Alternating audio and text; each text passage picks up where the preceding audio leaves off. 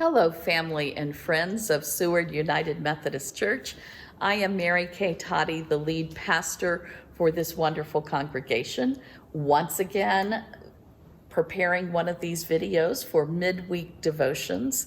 It's one of the things I'm learning to appreciate more and more and enjoy doing. I hope everyone is having a good week. This past Sunday, we finished up our three-part sermon series on grace, and this coming Sunday, we will begin a three-part sermon series on generosity, which will tie into our themes of stewardship for the fall as we look at generosity of time, generosity of talent, and generosity of treasure.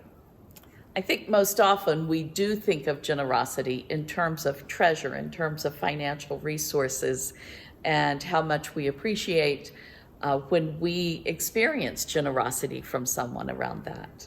I'd also encourage us to be aware of how it makes us feel when we are generous. It's one of the things that brings me the most satisfaction in life is when I am generous. I also want to invite us to think of generosity in terms of non-tangible things.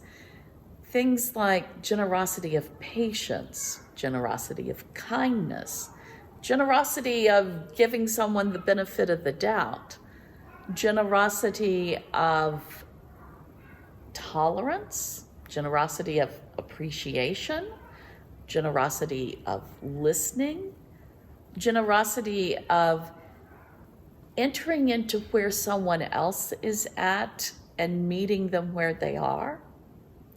I think of that particularly with my mom in her last years when she had Alzheimer's and the dementia had taken hold.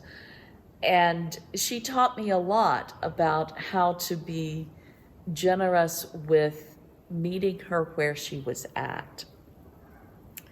She would have difficulty processing words. It would take her time.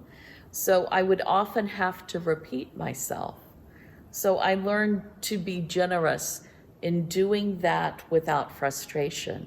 It wasn't anything she could help. It wasn't anything she was intentionally doing to try to annoy me. It was just that her brain wasn't working like it had worked in the past. And so it took her longer to make sense of the sound she was hearing when someone was speaking.